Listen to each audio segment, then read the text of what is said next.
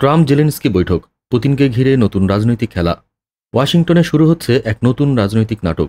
ইউক্রেনের president Volodymyr Zelensky ঘোষণা করেছেন তিনি খুব শিগগিরই বসছেন মার্কিন প্রেসিডেন্ট ডোনাল্ড ট্রাম্পের সঙ্গে। কিন্তু প্রশ্ন হচ্ছে, এই বৈঠকের আসল উদ্দেশ্য কি? আলাস্কায় রাশিয়ার প্রেসিডেন্ট পুতিনের সঙ্গে বৈঠকের পরপরই ট্রাম্পের সঙ্গে ঘণ্টাব্যাপী ফোনালাপ করেন জেলেনস্কি। শুধু তাই নয়, পরে এতে যুক্ত হয় ইউরোপের শীর্ষ ন্যাটো নেতারাও। অথচ পুতিনের সঙ্গে আলোচনায় জেলেনস্কির জায়গা হয়নি, যা ইউক্রেনে তৈরি করেছে তীব্র ক্ষোভ। জেলেনস্কি স্পষ্ট করেছেন, নিরাপত্তা নিশ্চয়তায় আমেরিকা একা নয়, বরং ইউরোপীয় শক্তিগুলোকেও পাশে চান তিনি। কিন্তু বিশ্লেষকদের মতে ইউক্রেন ভেতরে ভেতরে ভয় পাচ্ছে ট্রাম্প হয়তো পুতিনের প্রভাবে নতি স্বীকার করতে পারেন। আর সেখানেই লুকিয়ে আছে এই বৈঠকের আসল নাটক।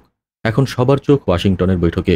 ট্রাম্প কি সত্যি জেলেনস্কিকে ভরসা দেবেন, নাকি পুতিনের সঙ্গে হাত মেলানোর পথেই এগোবেন? উত্তর মিলবে খুব শিগগিরই। আর সেটাই নির্ধারণ করবে ইউরোপের নিরাপত্তা মানচিত্রের ভবিষ্যৎ।